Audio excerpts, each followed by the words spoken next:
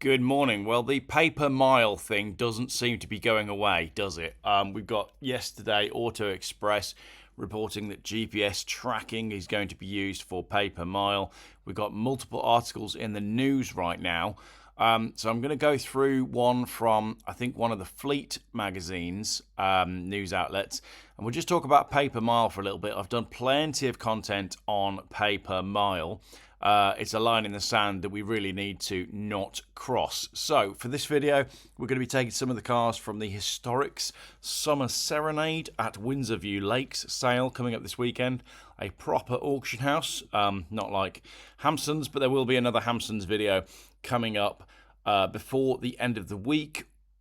Or on Saturday? No, I think it's going to be both. So we're going to take some cars from the historic sale and we're going to look at the article. So here we go. EV paper mile tax is confirmed from 2028, but government eases fleet rules. The UK government has confirmed that a paper mile electric vehicle tax will go ahead in 2028, but with key revisions for fleets and drivers, as revealed in its official consultation response. So there was a consultation on paper mile, and I think it says in a minute that 5,000 people responded to it. The concessions bring special rules to make compliance easier for fleet, rental and leasing. The British Vehicle Rental and Leasing Association warned that core issues from the scheme's original design would saddle the fleet sector with £260 million per year in compliance costs alone. So paper mile is essentially what we already do. We pay a horrendous amount of tax on our fuel, and obviously every mile you drive is taxed because you're using fuel that has already been taxed. But what they want to do now is introduce a paper mile scheme.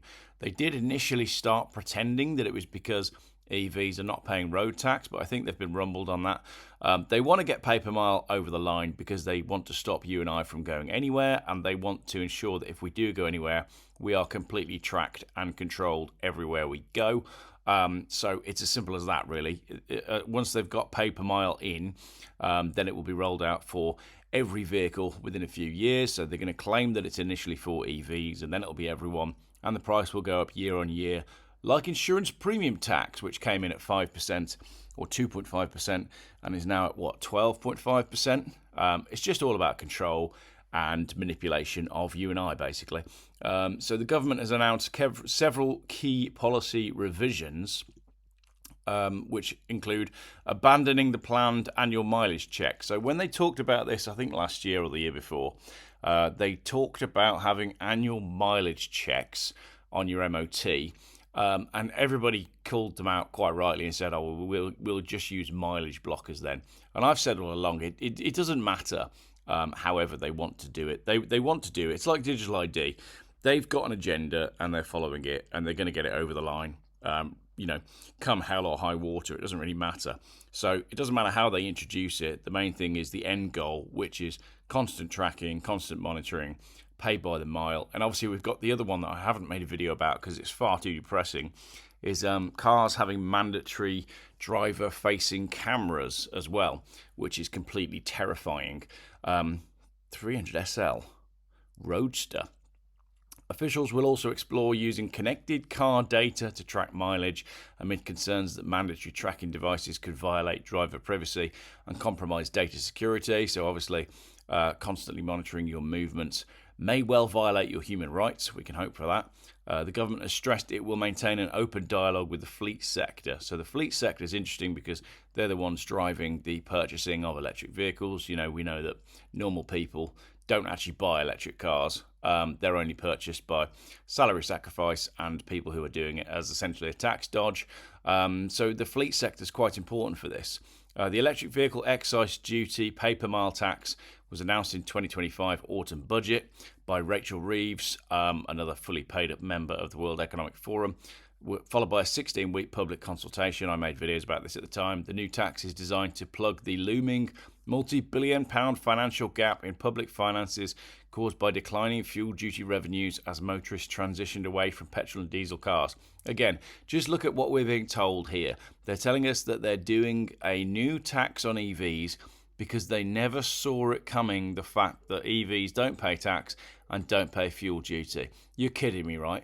You're honestly saying that they are insulting our intelligence in such a way that they think we're going to believe that they didn't see this coming.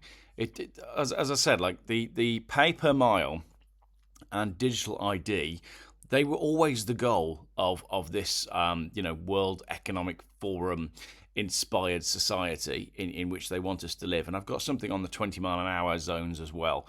I don't know if that'll be in this video. It might be a separate video, but they're trying to push 20-mile-an-hour zones everywhere, and it's the same sort of thing. It's all coming from the same place, and the end goal is basically this full-on 1984 surveillance society where you can't do anything without paying for it and being tracked and monitored in everything that you do. And what started as, oh, I quite like old cars, suddenly you find that you're a right-wing freedom activist. Research shows upcoming tax is already causing drivers to reconsider switching to an electric vehicle. We know that when they announced pay per mile, the 12 people that were considering buying an EV privately decided not to. 500 SEL on Penta alloy wheels. I love that. The consultation received more than 5,000 responses. Come on, everyone. It should have had 500,000 responses. I'm guessing they just didn't really publish it. That's probably what happened. Another highly manipulated government survey. Right, so the BVRLA was an active participant in the process. It conducted multiple working groups with members, industry stakeholders and government reps, and it gave evidence to the Transport Select Committee, where Chief Executive Tony Poston labelled electric vehicle excise duty as extremely fleet hostile, basically saying it's going to put people off buying EVs because it's going to be expensive. So he said when it comes to the wrong tax at the wrong time, EVED, the fleet sector, has spoken loud and clear. It's a poorly designed and scheduled tax which piles extra cost and bureaucracy onto fleets and drivers and eviscerate EV demand just as the government sales targets start ratcheting up. And again, everyone with a brain was able to see that this was going to happen. He also said it's taken some of the roughest edges off its EVED plans, so they're now saying that the government has done a little bit of a rollback, and now EVED, electric vehicle excise duty, isn't so bad. They've accepted that a tax designed around private motorists won't work for the fleets that are driving the UK's transition to electric vehicles. I think what's happening now as well is more and more people are starting to ask questions about how much tax we pay and on how many different things and where that money's actually going. There's a lot of revolt going on over council tax at the moment, and I think it's about time we got some answers as to what is the government doing with the national purse and how much of what they're spending is actually within our interests. And maybe it's time that we start withholding some of this. There's no avoiding the fact you can't create a smooth switch to electric vehicles by making them more expensive. The mechanics of the tax may have improved, but the timing is still wrong. So basically they're saying that there is no good way to introduce pay per mile, but as I say, the government have been told that that's what they've got to do, so that's what they're doing. Then you've got some managing director at some fleet solution company, and he basically says that the fleets are the only people that are buying the electric cars, and as a result, this is going to be bad for fleets, which again is all pretty obvious. Maserati by Turbo. Such a crucial point in the switch to electric, ministers should be making the system simpler, fairer and easier to understand, not pressing ahead with a policy whose key faults remain unresolved. And again, the fact that this policy has key faults that are unresolved says to you that somebody from up above has told the government that they must roll out pay per mile, and they're doing it regardless without actually thinking it through. So the best thing we can do is kick back against it and talk about it. And then this is Alphabet, the leasing company, say that the EV tax needs to be introduced into the charging infrastructure, which again is a pretty obvious one, in that the charging and the money that they're allegedly lacking from car tax should be put on the charging infrastructure. But we know that that's kind of already going on anyway, because public charging is so damn expensive. So nobody knows, basically. Nobody seems to know what's going on. So Alphabet said they're warning that the currently proposed plans could derail EV adoption across the UK. As I said, we've already seen that. As soon as this was announced, people were cancelling orders for EVs. These infrastructure costs could inevitably be passed down to customers and individual drivers. So they're saying if it's expensive to get people into EVs, pass the costs down, which will obviously put people off. How beautiful is that Bentley? That is absolutely stunning. One of my favourites in the historics sale. So Alphabet would want a reformed tax regime. Beautiful Land Rover there. And Caroline Sandel-Mansberg, Alphabet's consultancy and channel development manager, believes drawing on charging infrastructure is the key to providing long-term policy clarity. That is a whole paragraph that basically says nothing, so we'll move on. By shifting the focus to a charging tariff model, the government could eliminate the severe administrative burdens associated with the current EVED proposal. So these people who work for consultancy companies, for I don't know, these EV companies, however it works, it's all just a big grift, isn't it? So they're an EV consultancy company, and the EV consultancy company basically says to the government, we think there's a better way of doing it. And the government says, look, you're missing the point. It's not necessarily about bringing in a tax that allows us to offset the money that we've lost from losing petrol and diesel cars. It's quite simply about getting people used to pay per mile and putting in the cameras. As I said in the famous poem, the first to arrive were the cameras installed to protect both you and me, or installed to extort both you and me. Maybe there should be a 2026 rewrite. So it doesn't matter what Caroline Sandel-Mansberg says about what is a better way to tax EV drivers. The goal is not taxing EV drivers. The goal is installing the cameras and getting the general public used to paying per mile so they can raise the price of the mile every year with the new budget. Even smaller, yeah, so we're going to ignore what she says because she's totally missing the big picture, and the big picture is just control, essentially. Control, monitoring, and constant surveillance. So with that in mind, let's go to Cheltenham. Cheltenham is the latest on the 20-mile-per-hour rollout, as the town is among the top contenders. So right, let's just digest that title for a minute. Cheltenham is in the top contenders for a 20-mile-an-hour rollout. What award system is this? Top contenders for what? Most retarded town? So what we've got here is a Range Rover.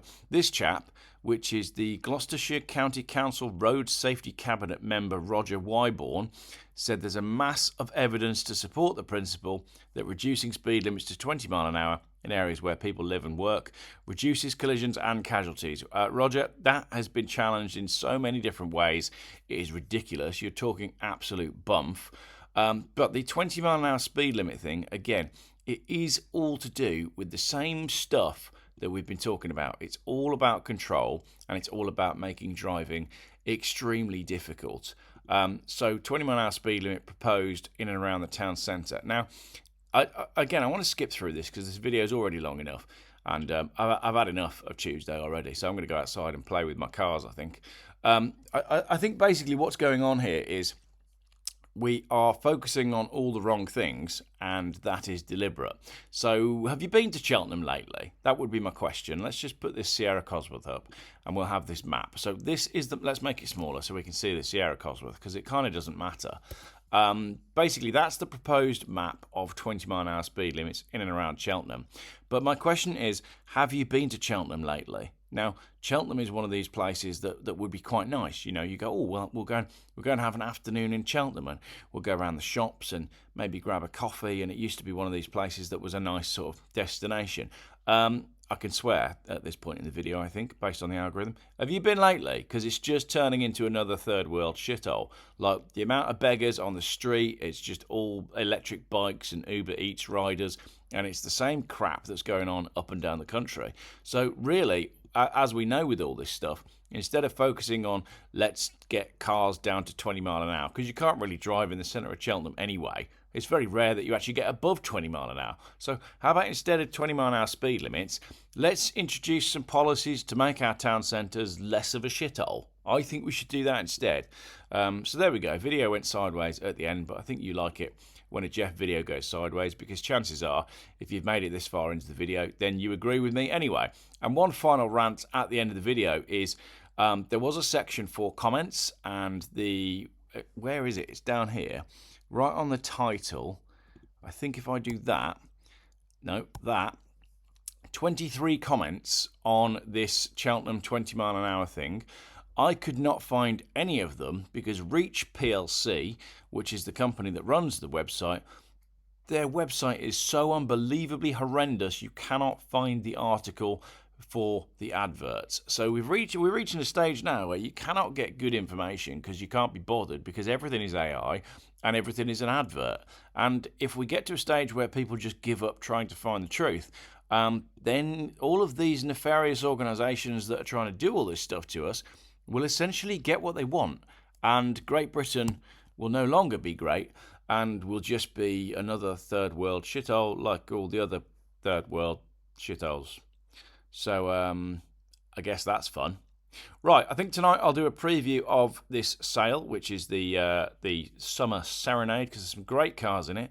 And judging by the way the market is at the moment, it's going to be an interesting sale to watch either which way. And then on Sunday, we've got the Hampson auction, which is going to be, well, just get your popcorn ready. I'll have an auction preview of the Hampson sale going out before the auction. I'm just waiting to see if they lose any more cars before the sale, because at the minute they seem to be dropping like flies, but more on that soon. I think the police are going to be involved with Hampson's again today. I'm waiting to find out what's going on at Hampson HQ, but I know I've spoken to someone this morning who's trying to do something with Hampson's, and I've just advised him to phone the police. So we'll look forward to that. I don't think you have the police turning up Historics, do you? I don't think Historics are really the sort of place where, if you decide to withdraw your car, you're advised to contact the police. I think they're decent people. So that's the difference. Right, that's I guess that's Tuesday. Thanks for watching.